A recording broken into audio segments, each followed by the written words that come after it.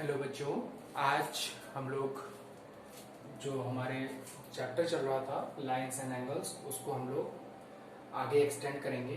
तो हमको आज जो देखना है दैट इज एक्सियम 6.3 और ये जो है that is corresponding angle axiom. तो इस एक्सियम के अकॉर्डिंग हमारे पास अगर दो पैरेलल लाइन गिवन है A B and C D और मेरे पास एक ट्रांसवर्सल लाइन है दैट इज ई एफ। तो हम यहां से देख सकते हैं, अगर मैं नेमिंग कर लूं एंगल्स की,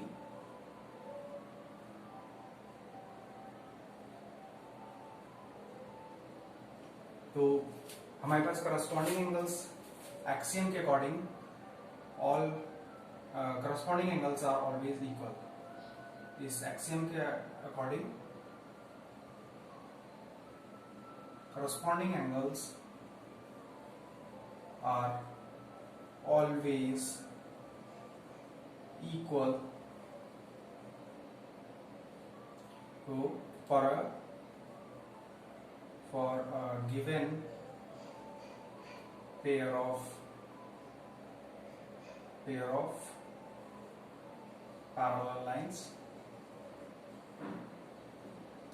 and ट्रांसवर्सल लाइन, तो अगर मेरे पास जो यहाँ पे गिवन है कि मेरे पास A B is parallel to C D and E F is transversal line. So अभी हमारे पास जो डायग्राम गिवन है उसमें हमारे पास लाइन ए बी जो है that is parallel to line C D and E F is the transversal line. तो अकॉर्डिंग टू एक्सियम 6.3 हमारे पास जो भी करस्पॉन्डिंग एंगल है दोज आर इक्वल। तो हमने 4 पेयर ऑफ करस्पॉन्डिंग एंगल देखे थे, जैसा कि फर्स्ट जो एंगल हम देख रहे हैं that is angle 1 and angle 5, those are corresponding angle. तो according to 6.3 axiom 6.3 angle 1 is going to be equals to angle 5. Second, angle 2 is going to be equals to angle 6. Similarly, we have angle 4 is equals to angle 8 और हमारे पास last जो angle है corresponding angle that is angle 3 is equals to angle 7. तो as per the axiom 6.3 we have all corresponding angle are equal. तो उसके accordingly हम लोग 4 pair of corresponding angle find out कर सकते हैं। नेक्स्ट जो हम लोग देखेंगे axiom 6.4। Axiom 6.4 is just the converse of axiom 6.3। तो एक्सियम 6.4 अगर मैं बात कर रहा हूं तो मेरे पास जो एक्सियम 6.4 है that is converse of corresponding angle axiom. That means कि अभी तक हमने देखा कि जो एक्सियम 6.3 में कि अगर मेरे पास दो पैरेलल लाइन है A B and C D where AB is parallel to CD and हमारे पास एक ट्रांसवर्सल लाइन है जो कि दोनों पैरेलल लाइंस को कट कर रही है। तो जो करस्पॉन्डिंग एंगल्स आ रहे थे हमारे पास वो इक्वल हो रहे थे। बट अकॉर्डिंग टू एक्सियम 6.4 अब हमारे पास क्या है कि अगर मेरे पास किसी टू लाइंस को एक ट्रांसवर्सल लाइन, मेरे पास लेट अस अज्यूम एक सर्टेन लाइन है A B and C D और सम ट्रांसवर्सल लाइन है ई एफ। सो अगर मेरे पास corresponding angle 1 is going to be equals to corresponding angle 5, तो हमारे पास we can say that A B is parallel to C D. तो the difference between axiom 6.4 and 6.3 is 6.3 में हमको ऑलरेडी गिवन था कि AB is parallel to CD, but यहाँ पे अगर मेरे पास करस्पॉन्डिंग एंगल इक्वल है, that means we can say that AB is parallel to CD। तो ये था हमारे पास एक्सियम 6.4। नेक्स्ट हम लोग जा रहे हैं थ्योरम 6.2 पे। थ्योरम 6.2 जो है हमारे पास,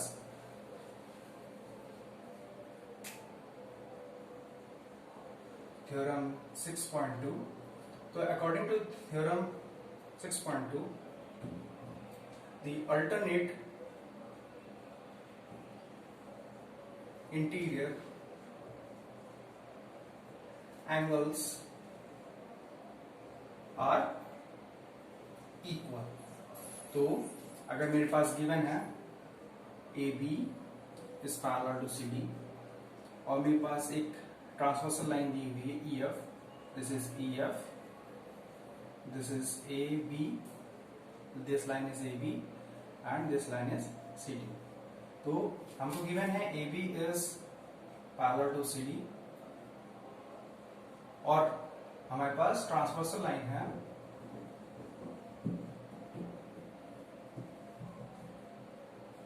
लाइन इज बेसिकली EF। सो अगर मेरे पास यहाँ पे मैं नेमिंग कर लूँ अगेन 1 2 3 4 5 6 7 एंड 8। तो अगर मैं अल्टरनेट इंटीरियर एंगल्स की बात कर रहा हूँ तो angle 4 is alternate interior angle of angle 6 और angle 3 is alternate interior angle of angle 5। तो हमारे पास two pair of alternate angles आएंगे, एंगल 4 एंड एंगल 6, और दूसरा जो आएगा हमारे पास दूसरा पेयर जो है that is angle 3 and angle 5। तो as per theorem 6.2 we have angle 4 is going to be equals to, तो alternate interior angles की मैं बात कर रहा हूं, तो angle 4 is going to be equals to angle 6 and angle 3 is going to be equals to angle 5। तो this is theorem 6.2। अब हम इसको प्रूव करने की कोशिश करेंगे। Let us try to prove this alternate angle theorem 6.2। तो हम लोग को गिवन है कि line AB is parallel to CD और if AB is parallel to CD तो हमारे पास corresponding angles are always equal. Corresponding angles are equal as per axiom 6.3। तो हम जानते हैं कि as per axiom 6.3 corresponding angle are equal.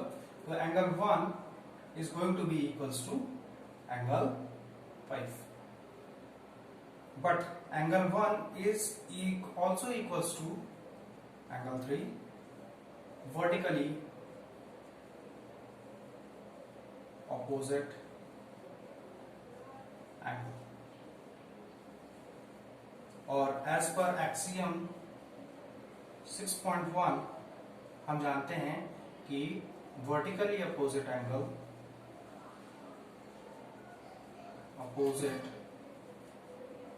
Angles are equal. तो हमारे पास एक्सियम 6.1 है कि vertically opposite angle are equal, जिसकी हेल्प से हम लोग प्रूव कर सकते हैं कि 1 इज इक्वल्स टू 3। तो using these two equations I can write it down. Angle 3 is equals to angle, so this is going to the first equation। Secondly, हम लोग देख सकते हैं कि एंगल 2, मेरे पास angle 2 is again going to be equals to angle 4, that is vertically opposite।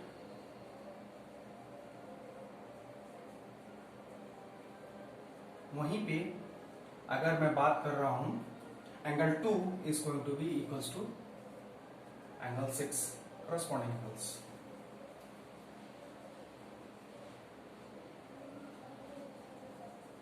सो अब इन दोनों को यूज करके मैं लिख सकता हूं कि angle 4 is going to be equals to angle 6। तो this is going to be our second equation. So by using the axiom 6.3, we can prove that the alternate interior angles of given parallel lines and given transversal line are equal to each other. Similarly, हमारे पास 6.3 theorem 6.3 है, that is converse of this theorem 6.2, that if alternate interior angles are equal, then we can say that the given lines are parallel to each other. तो आप इसको try out कर सकते हैं। और फिर नेक्स्ट हम लोग देखते हैं थ्योरम 6.4, जो हमारे पास 6.4 में थ्योरम 6.4 जो है हमारे पास, उसमें गिवन है हमारे पास थ्योरम 6.4 हम लोग देखते हैं next.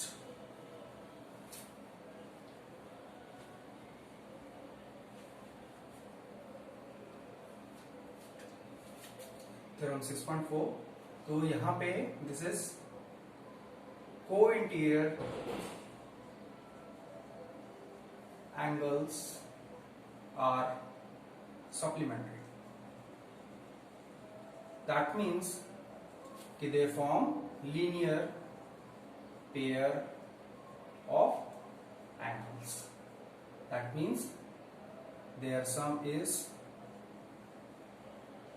180 degree.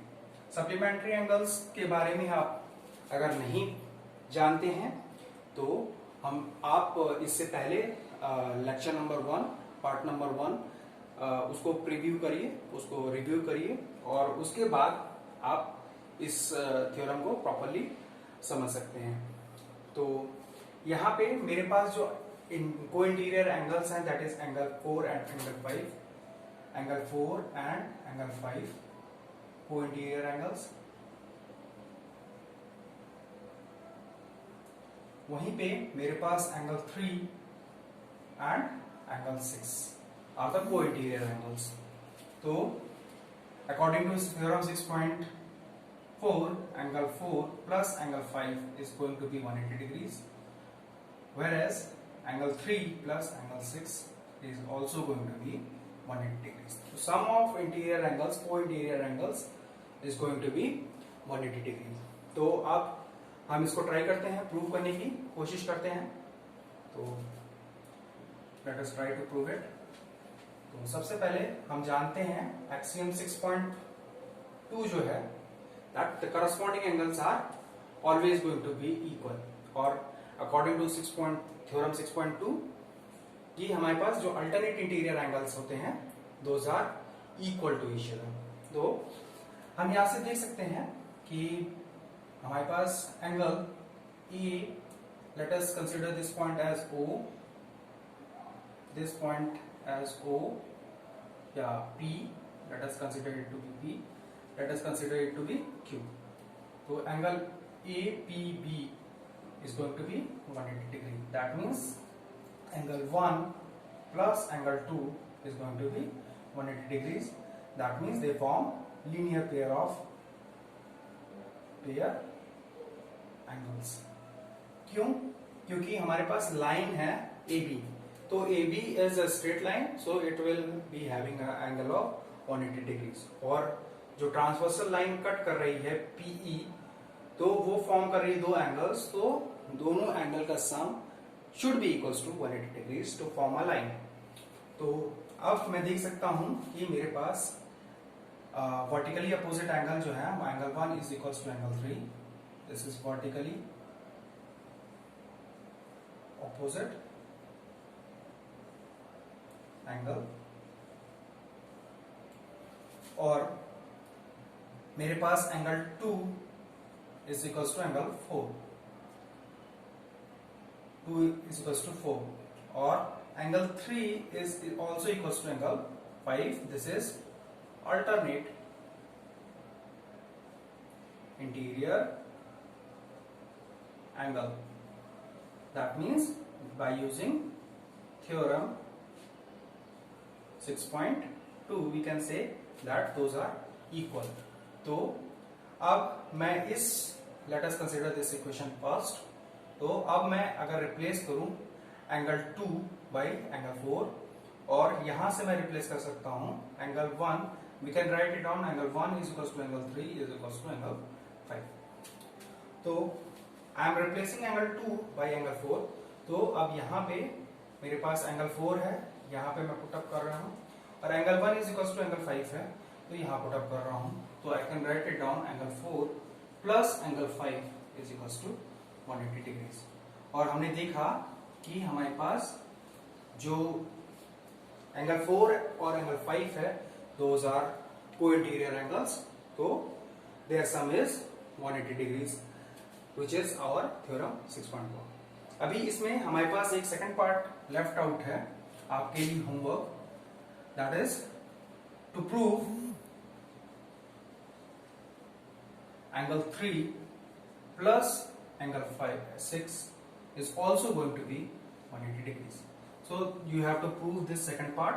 I have already proved the first part, that angle 4 plus angle 5, the co-interior sum of co-interior angles is 180 degrees.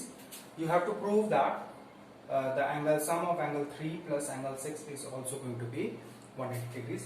ये हमारा second part है, और जैसे ही आप ये second part complete करते हैं, वैसे ही ये मेरा थ्योरम 6.4 कंप्लीट हो जाता है। Again 6.5 is the converse of this theorem 6.4, जहां पे हमारे पास अगर the sum of the co-interior angles is 180 degree और the co-interior angles are supplementary to each other, then we can say that the lines, given lines are parallel to each other. तो इस तरह से हमारा थ्योरम 6.4 और 6.5 cover हो जाता है। नेक्स्ट जो हम लोग अभी बात करने वाले हैं थ्योरम 6.6 की। Theorem 6.6 is related to theorem 6.2 and 6.4। यहाँ पे अब हमारे पास गिवन होगा मोर देन 2 पैरेलल लाइंस।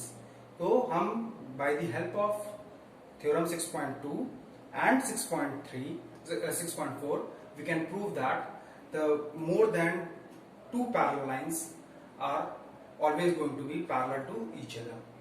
तो हम लोग देखते हैं अब next theorem 6.6।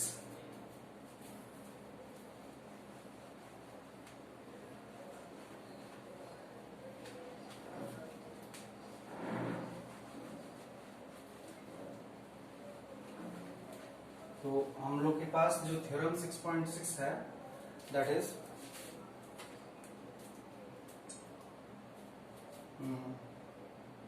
Lines which are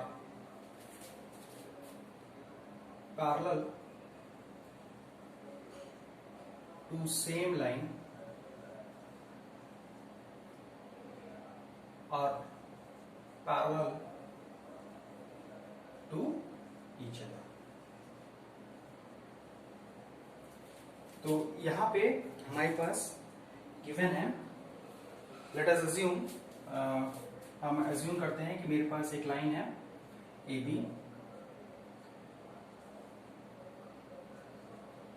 दूसरी लाइन है दैट इज सी डी, और तीसरी लाइन है दैट इज ई एफ। हमने 3 लाइन कंसिडर की है, you can consider n number of lines. और हमारे पास गिवन क्या है, गिवन है कि if A B is parallel to C D and EF is also parallel to CD, then according to theorem 6.6, according to theorem 6.6, AB is also parallel to EF. That means AB is parallel to CD is parallel to EF. So this is our theorem 6.6 कि अगर मेरे पास एक line है AB that is parallel to CD and EF is the another line which is parallel to CD. तो हम ये कह सकते हैं कि all three are parallel to each other. तो इस तरह से हमारे पास जो थ्योरम 6.6 है वो कंप्लीट होता है. नेक्स्ट जो हम लोग को इस चैप्टर में देखना है दैट इज द एक्सरसाइज 6.2 और हम लोग को इससे रिलेटेड प्रॉब्लम्स सॉल्व आउट करने हैं.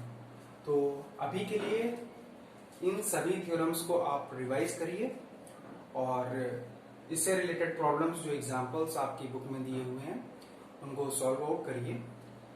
नेक्स्ट लेक्चर में हम लोग एक्सरसाइज 6.2 को सॉल्व आउट करेंगे.